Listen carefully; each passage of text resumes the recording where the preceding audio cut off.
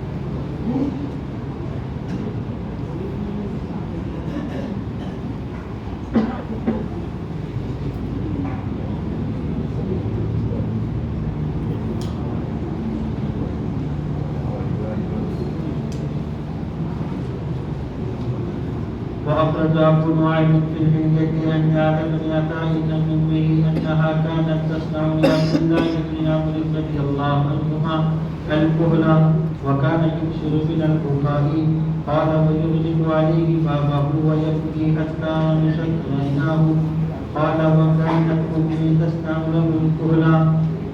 وأخرج ابن سعد عن مسلم بن بشر قال وكان أبو هريرة رضي الله عنه في مرضه فقيل له ما يبكيك يا أبا هريرة قال ما إني لا أبكي على دنياكم هذه ولكني أبكي لبعد سفري وقلة زادي أصبحت في سعود مهبد على جنة ونار فلا أدري إلى أيهما يسلك بي.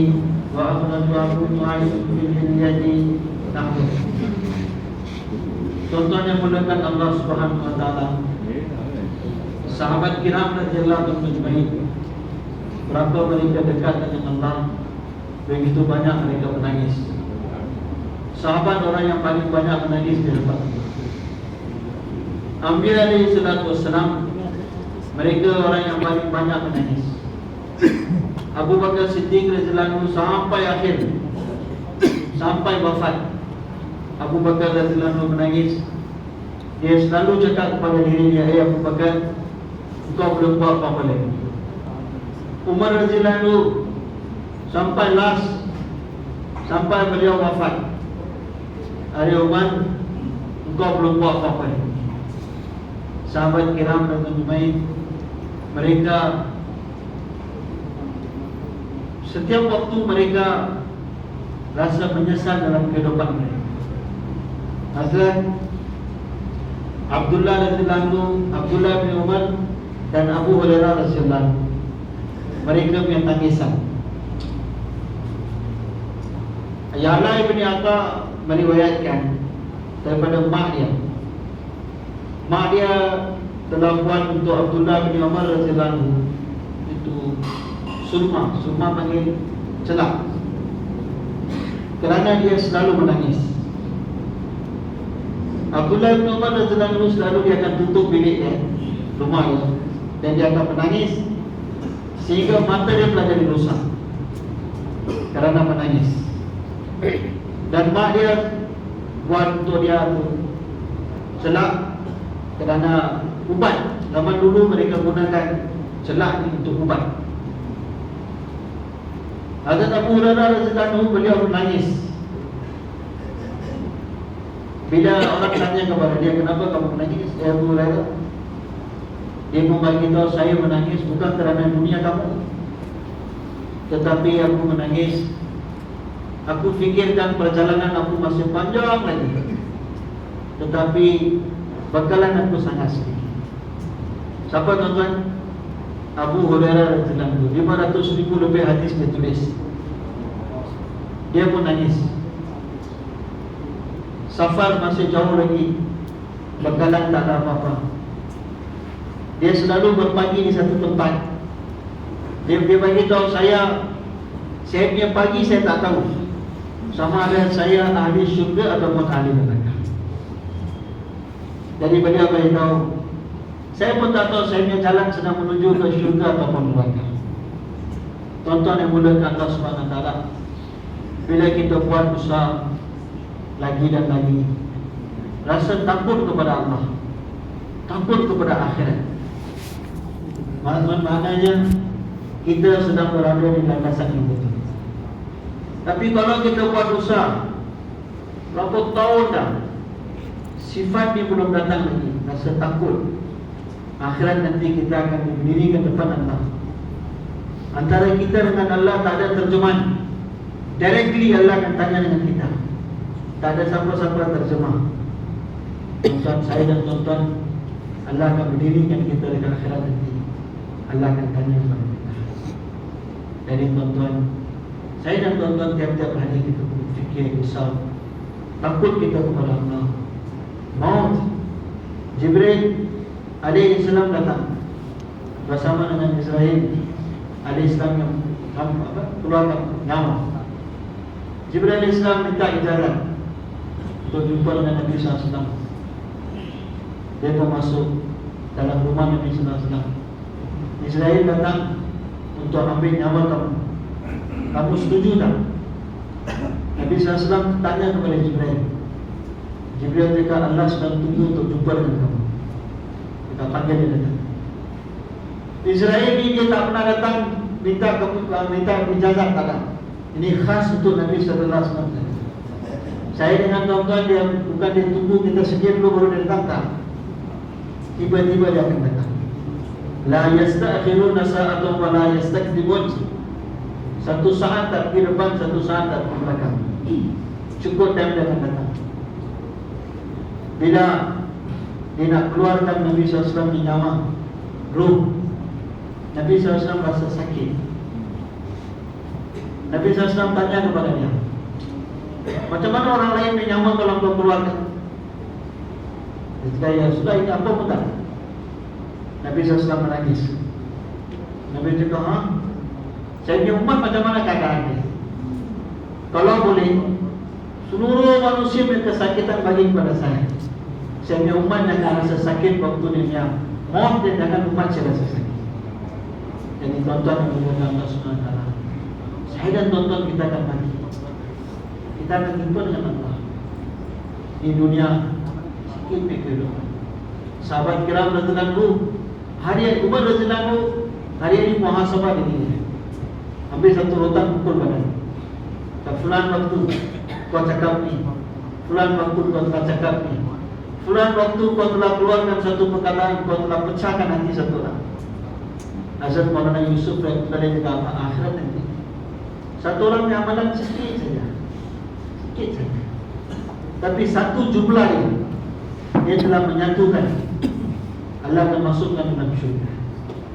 Tapi satu orang banyak amalan, situ safar, sini safar, macam-macam buat. Tapi satu perkataan dia telah pecahkan umat ini. Tempat dia adalah jahannam. Tuan-tuan yang muliakan Allah SWT, apa pun saja kita buat, kita akan tinggalkan dunia ini. Orang yang buat semata-mata untuk sukakan sesuatu orang, Allah marah kat dia. Dalam hadis beritahu mafhum dia, Allah akan campakkan dalam hati rasa benci kepada dia. Tapi orang yang buat kerana Allah, dia tak peduli orang marah atau orang suka kan, Allah Ta'ala akan campakkan rasa kasih sayang dalam hati manusia. Allah pun suka kepada dia, seluruh makhluk akan suka. Jadi waktu yang sedikit ini, saya dan tuan-tuan hari ini kita untuk muhasabah. Kita datang Syabkuzari, dari Syabkuzari lepas sampai Syabkuzari, satu minggu ni berapa banyak hubungan kita dengan Allah sudah datang? Berapa banyak? Bayang dulu apa yang kita lihat apa? Satu-satu saat umat ini begitu mulia sekali di sisi Allah. Satu-satu saat berapa banyak kita boleh dapat daripada Allah. Bayang dulu apa yang kita lihat apa? Satu orang wanita umur 80 tahun, dia kena stroke. Dia tak boleh buat apa-apa, dia baring saja. Dia gerak diri pun susah. Dalam gerak diri dia tadi, dia fikir, dia sedih, ya Allah apa akan jadi dengan umat. Dia berfikir tadi Allah nak beri kesan ke surga. Jadi saya dan tuan-tuan, kita perlu rasa takut. Hari ini kita perlu muhasabah ini. Paling baik Maulana Ihsanul Haq Sahib cakap apa? Malam sebelum kita tidur, 2-3 minit kita keluarkan, kita fikir, ya Allah, dari malam tadi sampai malam ini Kau telah bagi aku 24 jam. Banyak kesilapan yang berkelapan kau maafkan. Dalam hadis bagi kita maksud dia, bila satu orang dia ingat dosa, dia pun cakap, oh, ya Allah sudah silap, patut saya tak buat.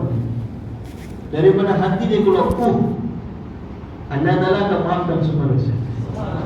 Dia punya darjat daripada mana atau mana Allah akan sampaikan. Kerana apa? Dia menyesal atas kesilapan. Saya dan tuan-tuan kita pun mengeluarkan waktu kita muhasabah. Tiap-tiap hari muhasabah. Takut. Nabi kata apa? Paling kurang hari-hari kena baca doa, Allahumma barik li fil maut wa barik li fima ba'dal maut. Ya Allah, kehidupan aku pun berkat, lepas mati pun bagilah berkat. Boleh cara? Allah bertaufiq kepada saya. Siang hari kita buat usaha, jumpa manusia. Malam hari kita bangun menangis minta. Sahabat kiram radhiyallahu anhu, 4 perkara mereka buat waktu malam. 1, mereka sembahyang tahajud panjang-panjang di depan. Maulana Abdul Rahman yang tulah di kapan. Orang yang nak Allah pilih dia untuk kerja nubuat ini, dia kena fardukan sembahyang tahajud ke atas diri. Allah fardukan sembahyang tahajud ke atas Nabi.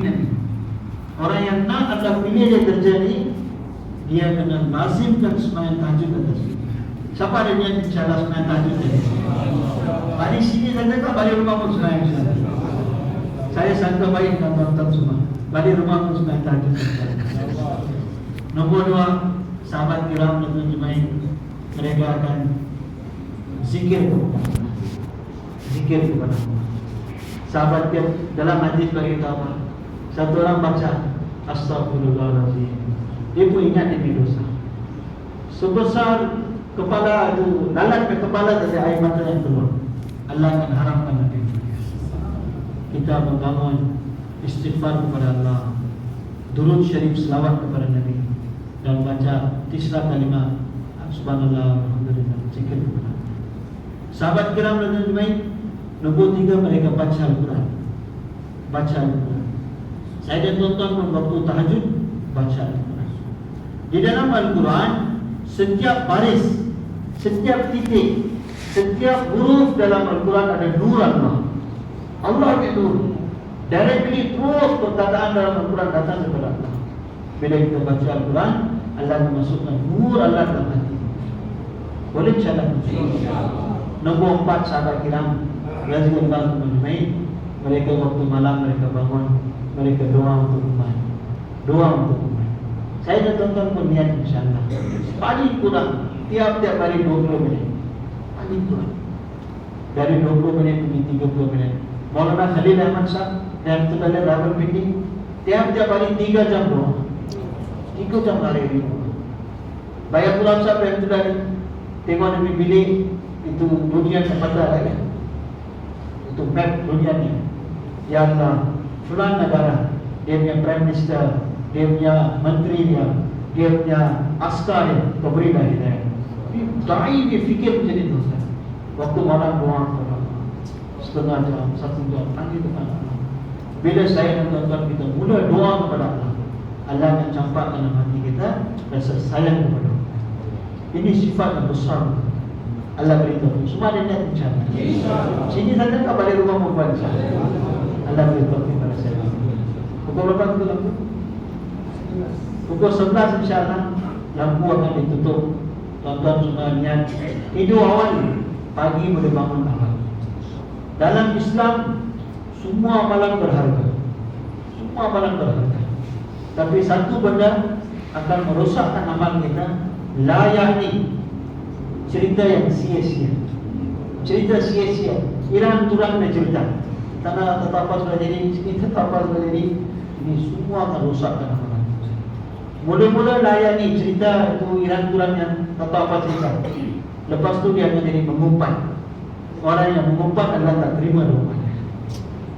Ala ibn Hazrami radhiyallahu anhu, bila dia dengan jemaah dia tu lalu atas air kan, Ala ibn Hazrami radhiyallahu anhu, dia tengok dengan jemaah semua. Dia tanya dengan semua jemaah dia, ada tak siapa-siapa yang buat dosa besar? Ini jemaah tanya dosa besar, apa maksud dosa besar? Dia membagi tahu antara kabair, dosa-dosa besar ialah mengumpat. Mengumpat adalah dosa besar sebenarnya, tapi kita rasa itu tak apa. Allah maafkan saya dan tuan-tuan. Allahumma hdina fi man hadayt wa afina fi man afayt